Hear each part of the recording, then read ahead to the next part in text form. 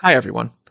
As you know, Starship Excelsior is a fan-made audio drama, but we've recently started animating episodes for YouTube. The animation process is time-consuming, so in order to give our new YouTube fans access to the entire series, we've decided to post the full audio episodes without animation, including this one, while animation work continues. This episode will be replaced by the animation as soon as it's done. Thank you for your patience and your continued support of the show. Enjoy!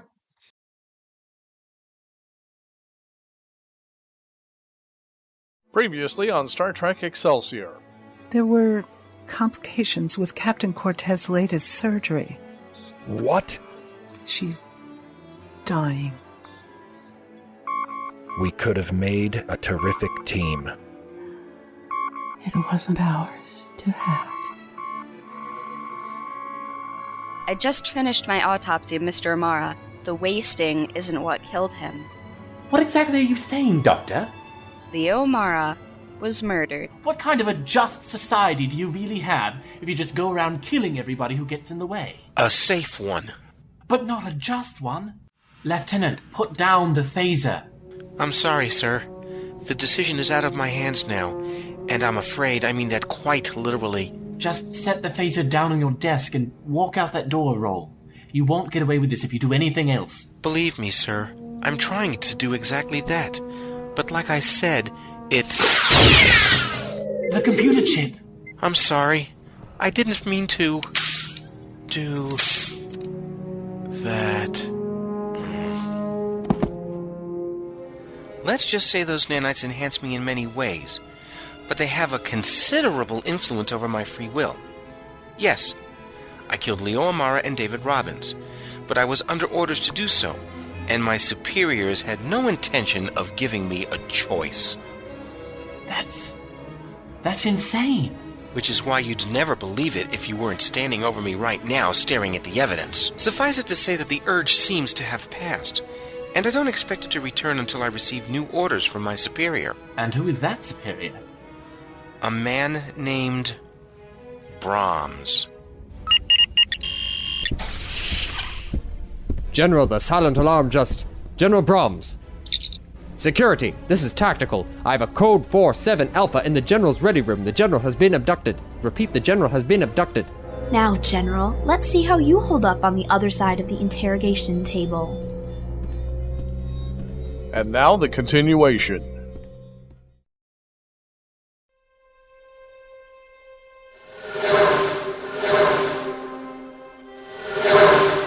First Officer's Log. Final entry. Character, you said. People who were ready to grow into something great. I wish the Excelsior's new commander were more like you. Goodbye, Captain.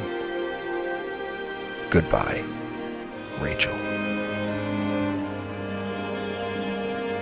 Begin Captain's Log. Today's stardate.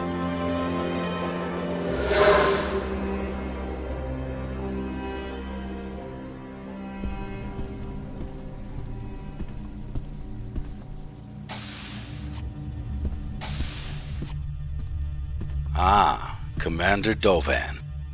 General Brahms, we meet at last. Actually, Commander, we meet again.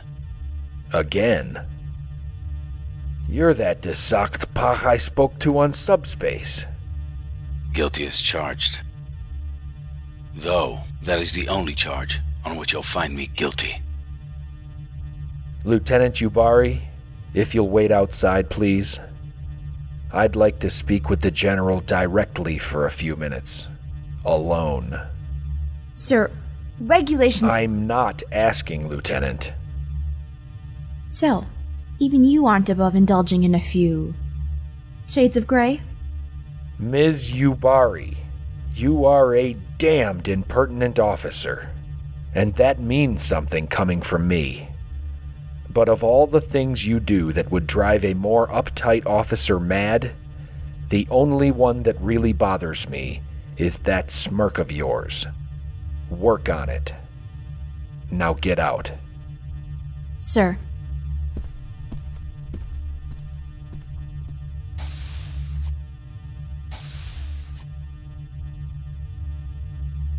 General, we can do this the easy way, or the easy way. Turns out some short-sighted bureaucrat who worked on the Federation Charter gave rights to people like you. So the hard way is out. I believe those rights included having a witness present at all interrogations to prevent abuse. Yes. Well, I've never really been one for following the exact letter of the law. This goes a bit beyond violating some arcane bylaw, Commander. Well, the spirit of the law is flexible too. Flexible. Interesting. I'm afraid you won't get very much out of me without bending the law a lot further than that, Mr. Dovan. I'll say no more than what honor requires of me as a Starfleet officer. Ha! Honor from you. That is supposed to be funny, right? Commander, I graduated from the same academy and swore the same oath you did. Then you broke it. That depends on how you interpret the oath. No doubt. In fact, I'm thinking of using the same interpretation of the Dominion War Detainee Treatment Act to hit you in your face right now. Physical violence is unlikely to produce any results. You'll only feel guilty about it later. I'm not too certain whether that means you don't know me well at all, or you know me all too well. Perhaps both. Is this an interrogation or an afternoon tea? The former. General Brahms. What's going on? A surprisingly insightful question from you, Commander. And as a matter of national security, I'm not at liberty to discuss it with you. Excellent. Really? How so? I already have very good evidence implicating you in the murders of Leo Amara and David Robbins, General. I'm meeting with my chief engineer after this. He says he has enough evidence to close the case, and he did not suggest that I release you in the meantime. I don't like you, General. You kidnapped my chief of security, and that's a terrible way to make a first impression with me. If you don't breathe one word about what's going on, then that's your one chance at exoneration, right out the window. Now, if you'll excuse me. You make a very compelling argument, Mr. Dovan. Well played. I can't tell you very much, Commander, but I can tell you this. If your people are the least bit competent, you'll have everything you need to know, with or without my help, in the next 45 minutes, perhaps sooner. Once your senior staff has put all the pieces together, if they haven't already, someone is going to come to you and tell you a story. It's a good story, full of brave men and hard times and dark deeds. Deeds worthy of song. The story also happens to be true, but when you're listening to it, I want you to consider a couple of points. Consider them very carefully. First, it does not explain why we cracked down so hard when our officer, Asuka Yubari, defected to your ship. I'd hardly call a simple division transfer a defection. Call it what you will, Commander. Our reaction to it did not fit the crime. Not in the incomplete framework in which you're considering it. Second, the story will probably explain how Leo Amara was killed, and who killed him, but it will not explain why Amara was murdered. You cannot understand this week's killings without understanding the Sword of Damocles. Sword of Damocles. I've heard that code name before. Really? Yeah. In a report somewhere. Can't remember where or why. I don't know what it is. I'm only asking you to remember exactly that. You don't know all the pieces that are in play.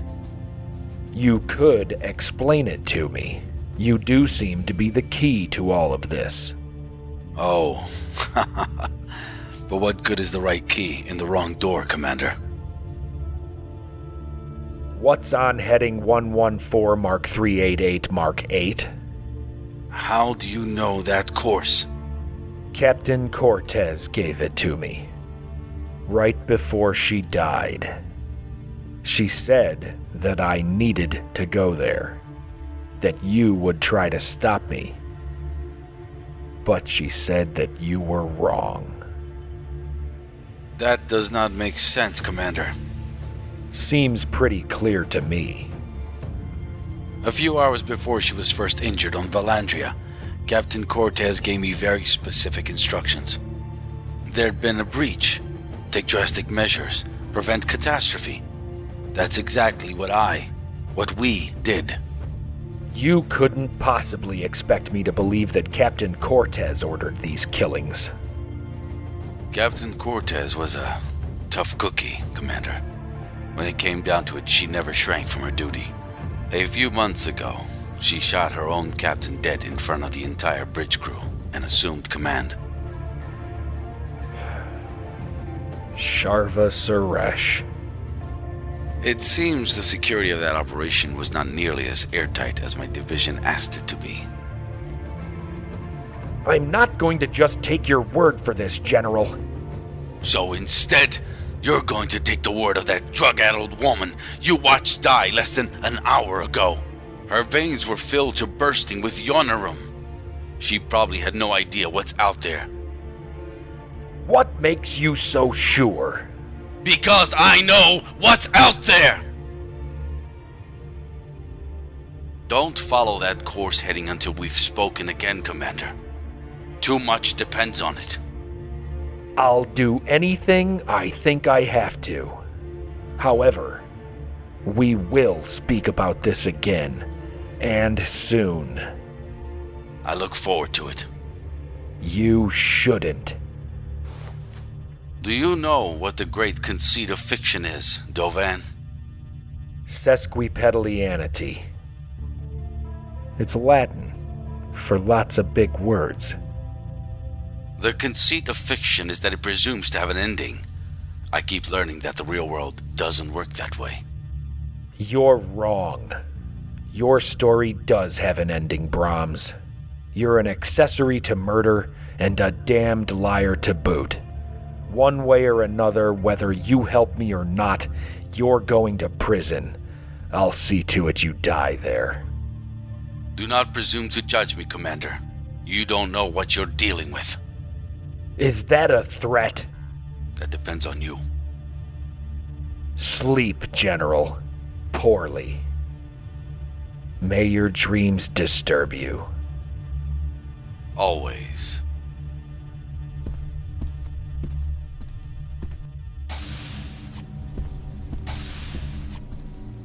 Sir? Well, the arm is a lost cause, but he might be able to keep the eye if you get him to sickbay quickly. What? I'm kidding you, Bari. I didn't lay a hand on him. Get him back to his cell. He's lucky you're in command and not me. Why, Lieutenant? That's the closest thing to a compliment I've ever heard from you. I only meant... I know what you meant. Now get to it.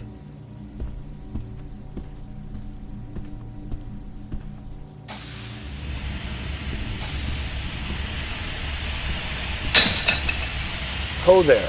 What seems to be the trouble with this bulkhead? Engine Shinlin Shadun, Commander. I am in charge of this repair team from the Sizemore. Oh, another group of Sizemores. I'll pass my compliments on to your captain, Admiral. Noted, sir.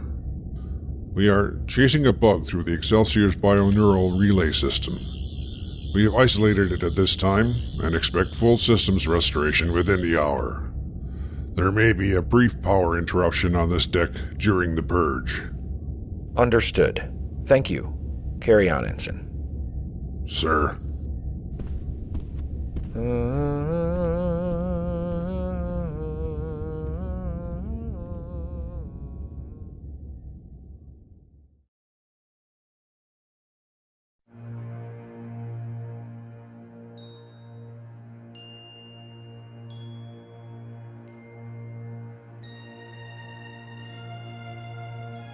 Space, the final frontier.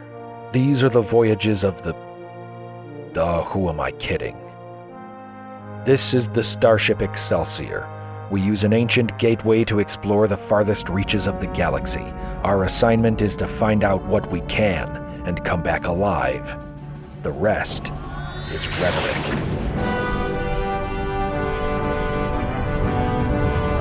Larry Phelan as Commander Alcar Dovan. Samuel Gillis as Lieutenant Alex Lorok.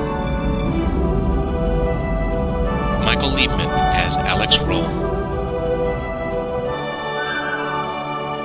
Emily Potter as Dr. Melissa Sharp. And Caitlin Haney as Lieutenant Asuka Yubari.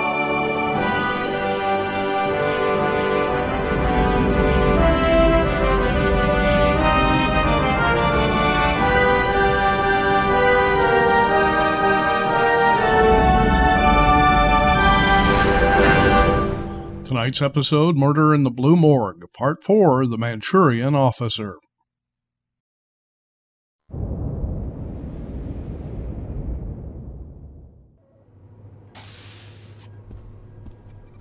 Doctor. Lieutenant Yubari, welcome to my humble sickbay. I want something for a headache. Why? Do you have a headache? Yes. How long have you had these symptoms? 47 minutes. Exactly 47 minutes? You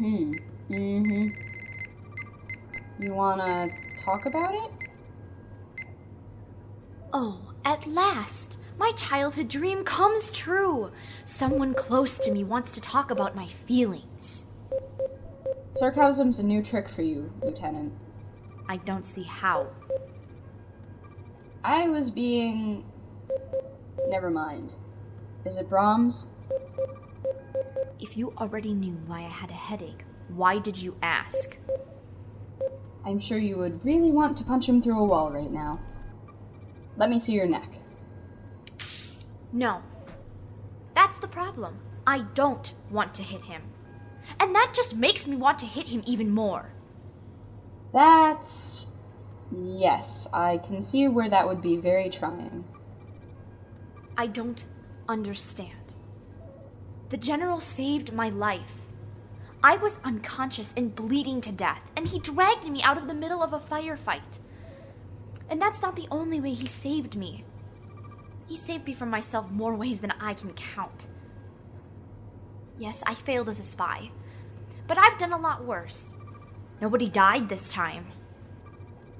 So why did he react so differently this time? What did I do wrong? I'm sure it's not your fault, Lieutenant. You don't know that. You have no idea what my life has been, what his life is. And what's more, I didn't ask you.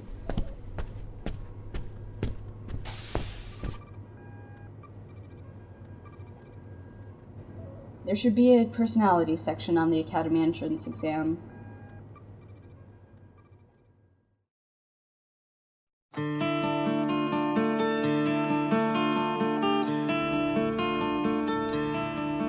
I wouldn't worry, Lieutenant. We've broken out of worse prisons than this before. Correction. I've broken out of worse prisons than this before. You weren't exactly yourself by the time we finally got out of Z. Perhaps not. But at least I didn't have that ridiculous beard.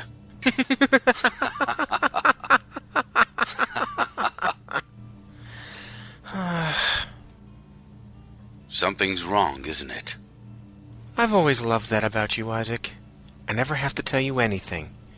You already know. Knowing things is my business. Has there been another breach? Not as such. I met someone, Isaac. Someone special. This wouldn't have anything to do with why you couldn't stand up when they dragged you in here, would it? Ah, Dr. Sharp's famous 12cc instant paralysis cocktail. Yes, it does.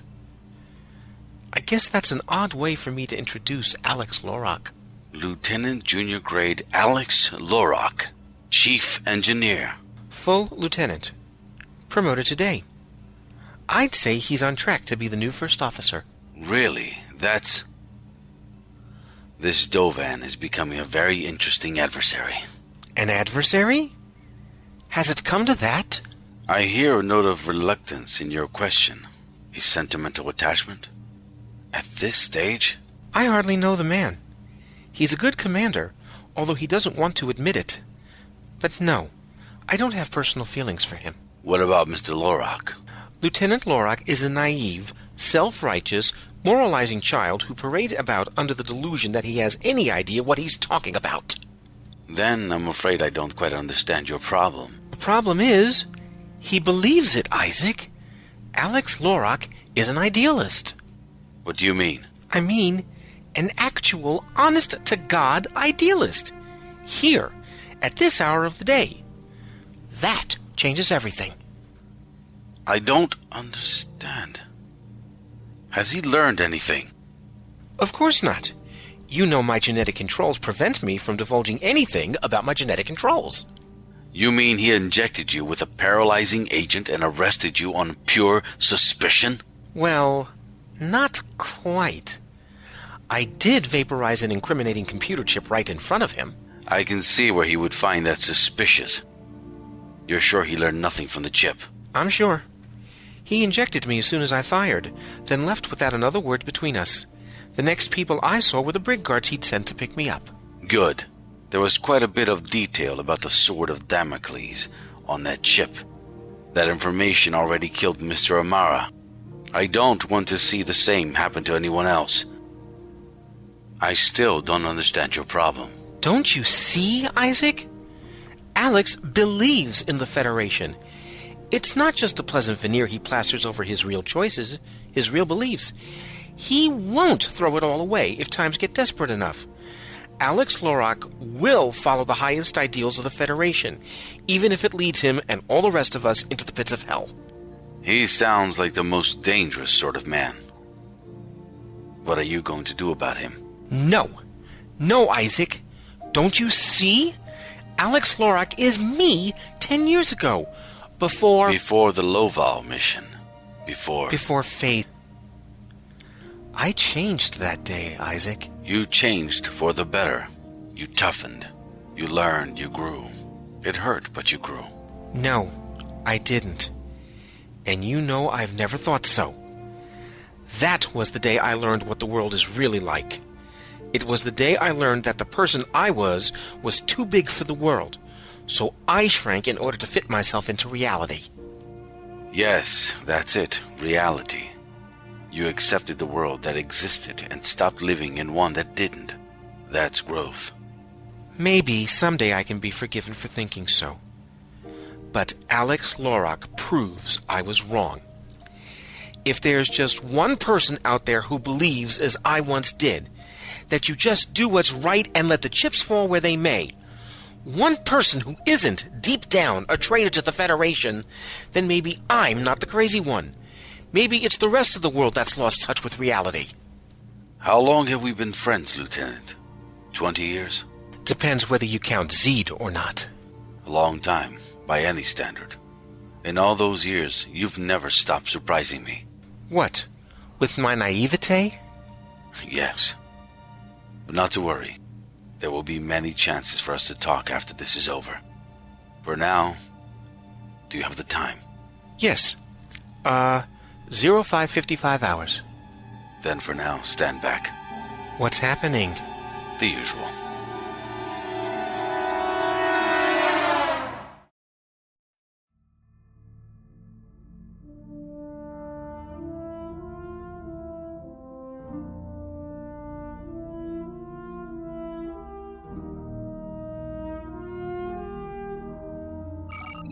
Lords of Cobol, this is crazy. Is that you, number one? You've never called me that before, sir. Time to start. Come on in. I wonder if the captain ever looked out this window and saw what I see. Saw what, sir? Space dock. It's incredible. You're early, Mr. Lorak. Why don't you have a... You look like hell. Trouble sleeping? You could say that. With all due respect, sir, you don't look so good yourself. I plead the 7th guarantee. You heard? I did. Have the services been scheduled yet? Her will stipulates that the body be buried on the world where she died. Admiral Parker is making the arrangements. I'll be scheduling an onboard memorial service as soon as this thing plays itself out. Did she tell you anything about Captain Suresh? The drugs were affecting her memory. She either couldn't or wouldn't say anything about him, except that she knew he was dead. That seems like a convenient failure of her memory. If Captain Cortez killed anyone, a Starfleet officer or anybody else, she had a good reason. You know, a few days ago, the very idea of Starfleet officers killing one another would have appalled you. It still does, but it's been that kind of a week. Speaking of Starfleet officers killing one another, have you read my report? Just finished it. Alex Bevany Rawl, genetically engineered hypno-killer and super spy. I was standing at the window musing about the insanity of it right before you came in. Do you believe him? I do, sir. I saw the evidence myself. Whatever nanomechs are in his cell nuclei could compromise his free will in exactly the way he describes. What's more, Alex Rawl is a Starfleet officer and a shipmate. I owe him my trust as far as I can give it to him for those reasons alone. Do you believe him?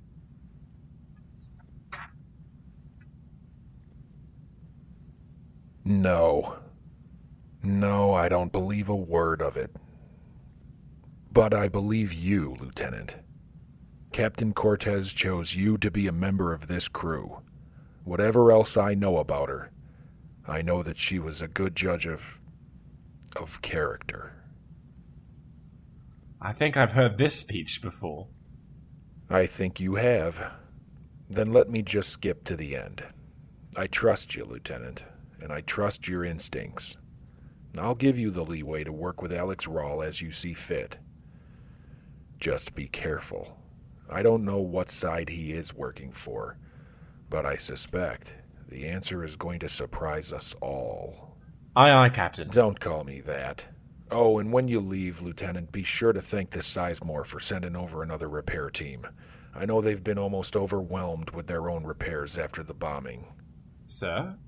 There's no Sizemore repair team aboard right now. We haven't put in a work order for an external repair team in days. Well, tell that to the team I just ran into working on the power conduits on Deck 17. Deck 17? Yeah, Deck 17. Why? The brig. Lorok to the brig. Engineering. This is Dovan. Report. We just lost the bioneural relays on decks 16, 17, and 18, Cap. Looks like the base monkey screwed it up again. She was a base monkey not 6 months ago. Never mind that now. Crewman Adow, confirm power failure Deck 17. Confirmed. Something wrong? Get security down there now!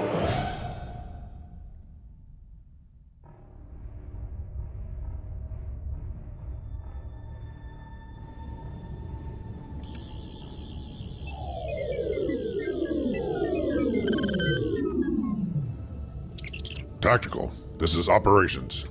Tactical reads you 5x5 operations. Your status? Code 4 security objective complete. Awaiting orders. I know. We've witnessed power failures from here in the Jeffrey Stoops. How long until their response teams arrive?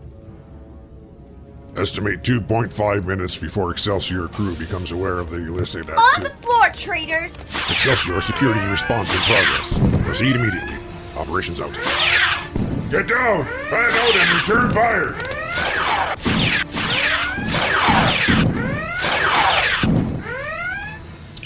Operations? Operations! Gentlemen, it seems our job just became rather more difficult.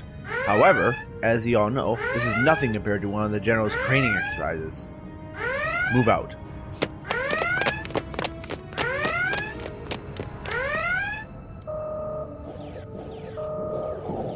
What's going on? Isaac?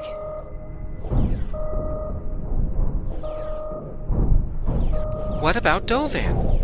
How are you going to stop the Sword of Damocles if you don't even talk to him? As a great man once said, I'm a soldier, not a diplomat. But I will speak with Mr. Dovan. I want you to tell him that. Everything that I said, I meant. I simply cannot allow something so important to be negotiated on his terms. Not with so much at stake. You understand? I don't think you should do this. It's only going to make convincing him more difficult. You're not one to make excuses for your moral qualms, old friend. I don't have time to discuss it now. They'll be here. General, your status? I'm well. My stay here has been rather more productive than anticipated. What took you? Your Lieutenant Yubari caused some difficulties. She must have been a good agent. She still is, just on the wrong side. We should go. Of course, sir. Will Mr. Rawl be accompanying us? No.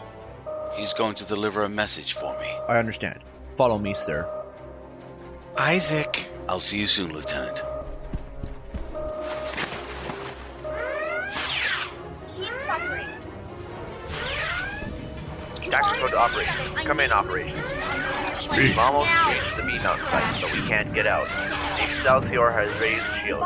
Can you fight your way to engineering without inflicting too many casualties on these people? That won't be necessary. One moment. I can't see a damn thing here with the power going. What was that? Operations to Renegade. Code 8. Objective complete. Excelsior aft shield generator has been compromised. Energize when ready.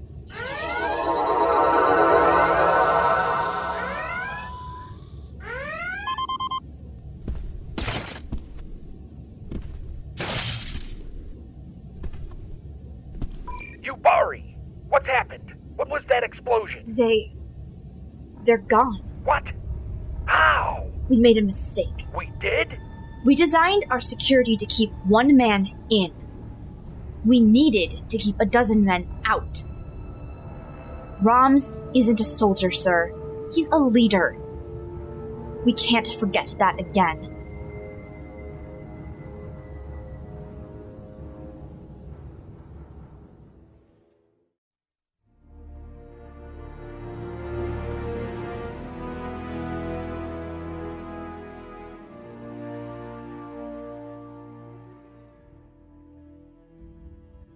How are those coordinates coming, Lorak?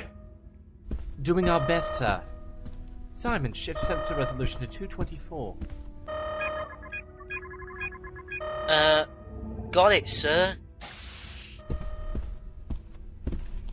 Lieutenants, Yubari report. Sir. A moment, Mr. Rawl. I need to find out what the damage is. Nobody under my command was seriously wounded, sir.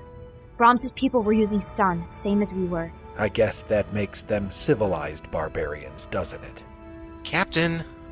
Don't call me that. You have something for me? A message. From Isaac. From the General. Let's hear it. He still needs to speak with you about the Sword of Damocles. Does he? Odd way of showing affection for me. I really don't think his concern is born of affection, sir. I think you're probably right. Do you believe he's telling the truth? I do, sir. Mr. Lorak, what do you... Yes. Then it's decided. Of course, that doesn't change anything right now. We're still bringing him in on 2 counts of murder. But, sir, Brahms didn't kill Amara and Robbins. You were the murder weapon, Mr. Rawl, not the murderer. As far as I'm concerned, you have about as much complicity in this case as a candlestick.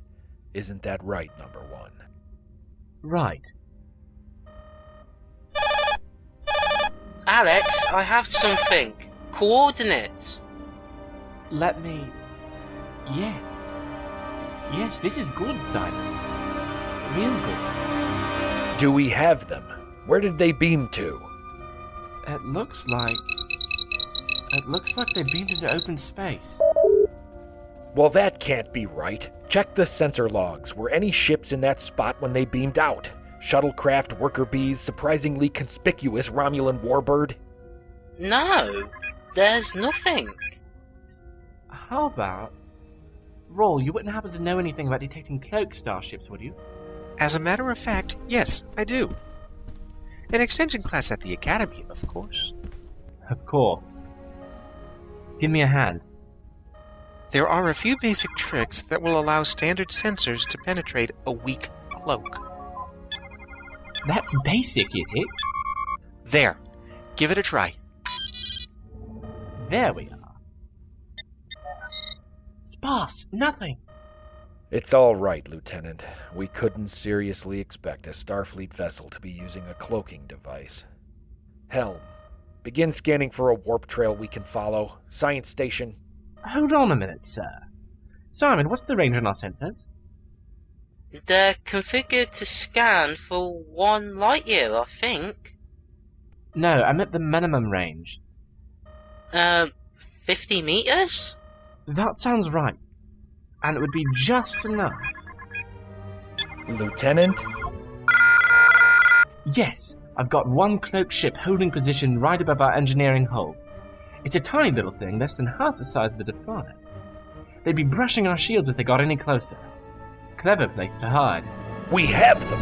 Mr. Rawl, Ms. Yubari, meet me in the transporter room. Sir, I'm afraid it is my duty as first officer to remind you that your place is on the bridge. Oh. All right. Take an away team, get over there, bring back Brahms. Will do, sir.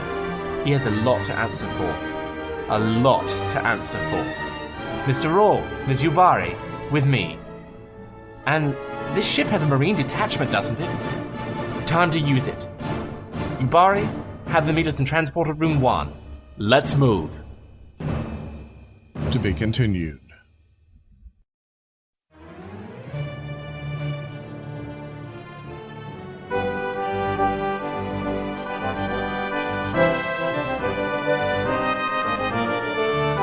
In that episode of Star Trek Excelsior, General Brahms was played by Julian Bain. Simon Westlake was Lee Sands. Crewman Adao, Carla Bandera.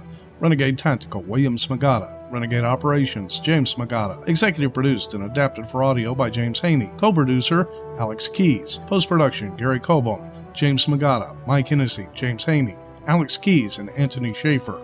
Narrator, Mike Hennessy. Original music by Samuel Gillis. Additional credits available at StarshipExcelsior.com. Special thanks to Mike Mitchell, Michael Hudson, the Excelsior role-playing game, Bravo Fleet, and Gene Roddenberry. No infringement is intended against Star Trek, which remains the property of CBS Paramount Television.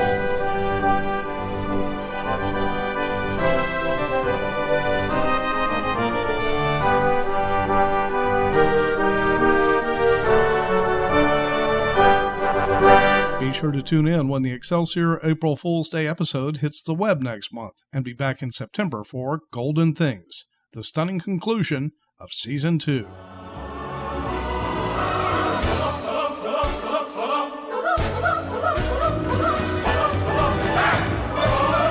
This has been an Excelsior production.